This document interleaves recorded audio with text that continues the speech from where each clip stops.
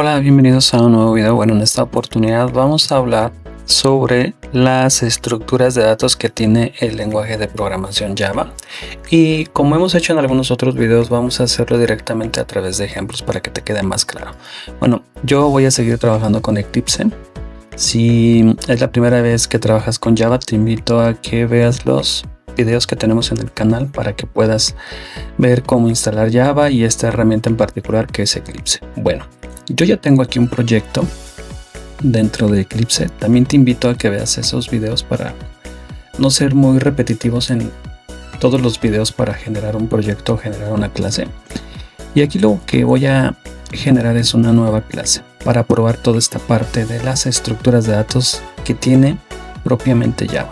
Le voy a llamar Data Structures y le voy a activar la opción de el método main, esto para poder ejecutar aquí directamente.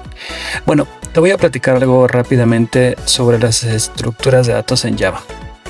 Básicamente nos sirven para almacenar y organizar datos y que puedas accederlos y usarlos eficientemente. Esa es su principal característica. No solo existen los arreglos o los arrays como comúnmente se les utiliza, porque lo más fácil es utilizar este tipo de estructuras por simplicidad o por desconocimiento. Pero básicamente Java incorpora muchas clases, interfaces que nos permiten generar otro tipo de estructuras de datos. Y esto para acceder a la información de una manera más eficiente. Las más comunes son tres: los array list, los hash set y los hash map. ¿Qué significa cada una de estas? Vamos a verlo a través de ejemplo, pero rapidísimamente. Los array list pues son listas que nos permiten almacenar datos de cualquier tipo y que van a crecer como se requiera. Aquí, a diferencia de los arreglos, no tienen un tamaño fijo, es decir, sí se pueden modificar. Entonces vamos a ver primeramente esta estructura y en videos más adelante te voy a mostrar otro tipo de ejemplos. Aquí lo único, para finalizar esta explicación, déjame decirte que todas estas clases pertenecen a algo que se le llama el Java Collection Framework, que básicamente lo que nos permite es poder utilizar estas funcionalidades. Y utiliza básicamente tres interfaces: list, set y map, que son interfaces, son clases que nos definen un comportamiento base. Lo vamos a ver más adelante en la programación orientada a objetos. Entonces, lo primerito que tenemos que hacer para poder trabajar, en este caso con las listas o con los array list o los linked list, es pues utilizar la librería correspondiente. ¿Cuál es la librería que van a tener estas? Pues en este caso va a ser la librería de array list. En este caso voy a importar con import de java.util.array list y coma. Bueno, esta clase tiene implementada la interfaz que tiene esos métodos genéricos para poder trabajar con este tipo de estructura de datos. Es una lista que puede crecer y puede llevar cualquier tipo de dato. Vamos a ver un pequeño ejemplo. Vamos a definir inicialmente un array list vacío. ¿Cómo se hace esto? Vamos a definir array list y después viene una nomenclatura un poco diferente. Vamos a encerrar entre menor que, mayor que, y poniendo el tipo de dato. En este caso, mira, por ejemplo, voy a poner un string y voy a poner, por ejemplo, carros, ¿no? Cars. Ok, y esa es la variable de este tipo. Es decir, tengo una variable que va a ser de tipo array list que va a almacenar strings. Y bueno, vamos a utilizar el operador new y nuevamente vamos a poner esto así. Es el tipo de elemento o la clase array list y el tipo de valor. Así. Y luego, pues como si fuéramos a poner un constructor. Así, paréntesis. Y ya es todo. Ahora, ¿cómo podemos utilizar esta clase? Pues esta clase podemos utilizar sus métodos. Observa que aquí dentro de Eclipse, cuando yo pongo el punto, pues me lo reconoce como una clase con métodos. Entonces tiene muchísimos métodos para poder gestionar los elementos de esta clase. El primero de ellos que debemos aprender es el método add, que básicamente te permite agregar un elemento a la lista. Entonces vamos a poner nombres de carros, por ejemplo Volvo. Vamos a poner, por ejemplo, en este caso son marcas, un Ford, por ejemplo un BMW, y así le dejamos. Bueno, vamos a poner otro, vamos a poner un Mazda, ¿ok? Mazda, así. A través de esta forma podemos agregar los elementos. Observa la primera diferencia respecto a los arreglos. No tienen un tamaño fijo, es decir, no le indiqué cuántos elementos. Y la estructura fue creciendo de acuerdo a los elementos que voy necesitando. Entonces, esto no lo puedo hacer con los arreglos. A los arreglos les tengo que decir una cantidad de elementos en específico y si no se le indico, los tengo que inicializar. Bueno, aquí ni una ni la otra. Generé simplemente la estructura y los fui agregando como los fui necesitando. Si quiero imprimir, observa aquí lo que va a suceder. Si quiero imprimir esta estructura, observa lo que va a suceder. Si yo lo ejecuto, vamos a darle clic aquí en Run as Java Application. Me va a dar esos elementos. No me los dio de manera individual, me los dio con esa nomenclatura como llaves cuadradas. Esta es una forma en la que yo puedo interpretar que es un array list respecto a un arreglo. Ahora observa una cosa. Una de las ventajas que tiene esto es que, por ejemplo, si yo digo cars.add este método y ahora le digo, vamos a bajar esto, que me lo inserte en una posición en específico, por ejemplo, ahora le voy a decir que en la posición 0 me ponga, por ejemplo, un Ferrari, así, punto y coma, pues esto es algo muy práctico porque finalmente ahora yo le puedo indicar en dónde quiero ese elemento. Observas que es un poco más simple manejar los elementos así, pero bueno, esta es una de las grandes características. Y en este caso fue la posición 0. ¿Qué tal si le digo la 1? Pues lo mismo, va a permitir insertarlo donde le corresponda. En este caso la posición del Volvo era la 0, la 1, la 2, la 3. Pero lo hemos insertado y lo ha desplazado hacia la derecha los elementos para poder seguir trabajando. Así como podemos poner un elemento en la posición que yo requiera, pues también lo puedo obtener con el método get. Y observa que hay varias cosas aquí con el método get. Puedo pasarle un índice, por ejemplo. Le vamos a decir que me dé el elemento número 2, por ejemplo. Ahí lo ejecutamos. Nos devuelve el Ford.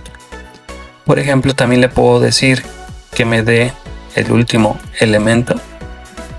Cuando lo ejecutemos, me va a devolver el último, que pues fue el Mazda. También le puedo decir que me dé el primero. Entonces, esta clase de array list pues nos da ya ciertos métodos que nos van a resolver la problemática de implementar algoritmos que hagan ciertas cosas, como por ejemplo mover un elemento, insertar un elemento, eliminar un elemento. Otra de las características que tiene ArrayList, por ejemplo, en este caso también le puedo decir cars.set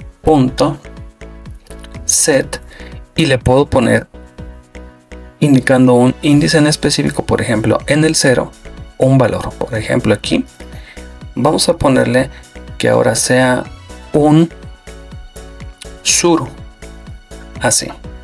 Entonces el primer elemento en este caso pues va a ser el Volvo y lo va a cambiar por un Suru. En este caso va a cambiar solo su valor. Ahí está, lo ejecutamos, pero bueno, aquí al menos le hemos dicho que nos imprime el último. Vamos a decirle que nos dé el elemento 0 para que veas el cambio. Ahí está, lo ejecutamos y tenemos el valor actualizado de Suru. Entonces podemos agregar, podemos actualizar, podemos agregar en la posición que yo le indique. Podemos obtener el primero, el último de los elementos o también basado en su índice. ¿Qué operación nos faltaría? Pues básicamente la de eliminar. Observa, si yo le digo así cars.remove, puedo eliminar elementos de este array list y necesito un índice, pues en este caso se lo doy. Por ejemplo, le voy a decir que elimine el elemento con índice 0, que en este caso va a ser ahora el suru, que va a ejecutar las instrucciones de arriba hacia abajo. Entonces ahí, cuando lo ejecute, pues lo va a quitar. Pero aquí observa lo que va a suceder. Cuando lo ejecute, al eliminar el primer elemento, que es el Volvo, luego posteriormente el siguiente elemento, pues va a ser un Ferrari, porque se reorganizan. Por lo tanto, remove es un método muy flexible y que pues nos sirve para poder eliminar elementos a través de su índice. Observa que también tenemos un método que nos permite hacer una limpieza de todo el array list. En este caso lo que va a hacer es dar un error, porque pues al hacer una limpieza del arreglo, observa que en la última línea intento obtener el elemento con índice 0, pero pues ya no existe porque fue limpiado previamente. Entonces ese método te va a servir para vaciar el array list. No lo utilices si no vas a controlar adecuadamente la obtención de los elementos, como aquí sucedió. Bueno, ahí lo voy a dejar. Y otro método muy importante que nos sirve para poder hacer manipulaciones, vamos a hacer ejemplos más adelante. Aquí estamos viendo cómo se pueden utilizar estos métodos para poder utilizarlos más específicamente en algunos ejemplos más adelante. Bueno, tenemos un método muy importante que es el método size, el cual nos permite ahí obtener el tamaño de mi array list. En este caso se agregaron 4 elementos, finalmente se agregó un quinto, luego se actualizó uno de estos elementos y se quitó uno. Al final quedó con 4 elementos. Entonces esta es una de las características pues también muy importantes de los array list. Observa que también vamos a tener la posibilidad de poder hacer un recorrido. Lo hemos visto en algunos otros lenguajes y otros de los videos que tenemos aquí en el canal, pero observa aquí lo que vamos a hacer.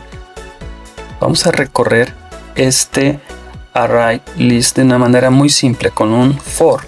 Le vamos a decir que vaya desde el índice 0 hasta i que sea menor al tamaño de mi array list punto size. Esto porque los índices se van a manejar de 0 hasta el último índice, que vendría siendo el tamaño del array list menos 1. Luego le voy a decir que aumente la i, y en este caso vamos a tomar este system.out, aquí lo vamos a poner y le vamos a decir que nos imprima cars.get en la posición i. Y esta manera que tenemos es una de las varias que existen para poder imprimir los elementos de un array list. La otra forma la voy a comentar por aquí para que veas la diferencia. Es la siguiente: for, creo que es más limpia, string le vamos a decir ahí, y vamos a poner elem como la variable donde voy a depositar cada uno de los elementos que tiene mi array list. Y en este caso, como segundo parámetro, le vamos a pasar el array list de cars. Y aquí lo que le vamos a indicar pues es que nos imprima, vamos a copiar este por aquí y le vamos a decir ahora que nos imprima pues elem. Esta forma es más natural de poder acceder a los elementos de un array list. Es lo mismo. ¿Cuál te gusta más? Cuestión de gustos. Ahora, no es muy común, pero sí es compatible con otros tipos de datos. Por ejemplo, observa, es muy común utilizar este tipo de array list con strings, pero eso no impide que se manejen enteros o cualquier otro tipo de dato u objeto o clases. Observa, por ejemplo, ahora voy a quitar esto de por aquí y vamos a definir De hecho, vamos a dejarlo así. Ahora así. Y ahora vamos a decirle que sea de tipo integer. ¿Ok? Y vamos a decirle, por ejemplo, que sean unos numbers. Por lo tanto, si le dije que es integer, aquí también se lo debo de especificar. Ahora vamos a tener un array list de números. ¿Cómo especificamos eso? Pues muy fácil también. Sería numbers.add y necesitamos pasarle un número. Por ejemplo, un 10. Vamos a pasarle aquí a copiar. Vamos a pasarle un 101. Vamos a pasarle un 5. Si ahora quiero, por ejemplo, recorrer nuevamente en el formato anterior, que utilizamos solamente el for sin variables, diría for integer de tipo int, así. En la variable vamos a ponerle elem, así. ¿Qué le vamos a pasar? Pues numbers, así. Y que nos lo imprima con system.out.println, que vamos a imprimir elem. Entonces, a través de esta forma podríamos acceder ahora a elementos que son de tipo número, y esto es algo pues muy común. Y ahora vamos a utilizar este mismo arreglo para mostrarte otra de las características que tienen pues los array list, que es el ordenamiento. Observa, para poder ordenar necesito utilizar una clase de nivel superior.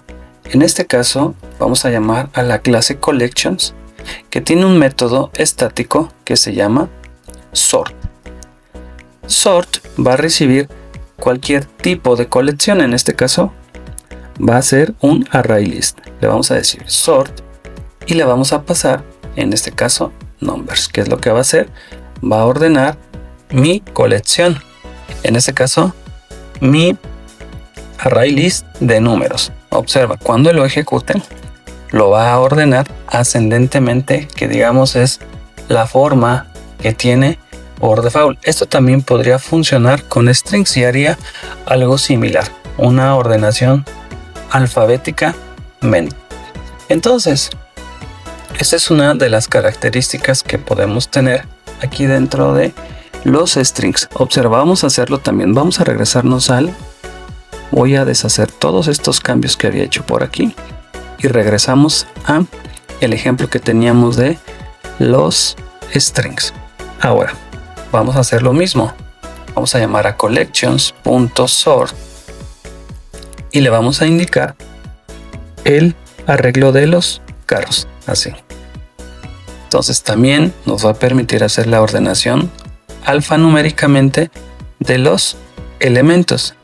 Aquí solo me falta agregarle la variable elem, porque no voy a imprimir nada. Ahí está. Ahora sí lo ejecutamos y puedes observar que los ha ordenado alfabéticamente.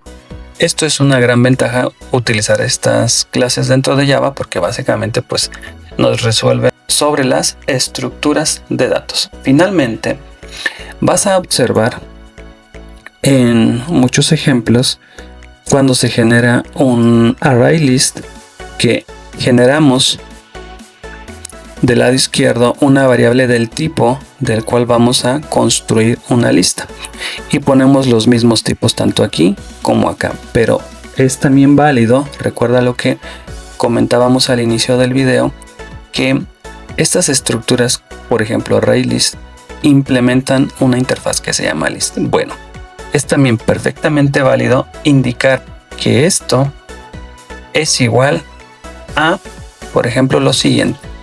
Decirle, ok, vamos a implementar un array list, pero no le vamos a indicar el tipo y sí le vamos a indicar aquí que sea una lista. Aquí lo que hace falta es implementar nuestra interfaz de lista para que esto sea perfectamente válido. Cuando del lado izquierdo se indique la interfaz, el tipo, no es necesario indicar la misma interfaz porque no puedes generar objetos de una interfaz. Por eso no va del lado izquierdo. Quédate con este ejemplo porque en los siguientes observaremos más implementaciones de este tipo de interfaz. Bueno, nos vemos en el video que sigue. Hasta pronto. Bye.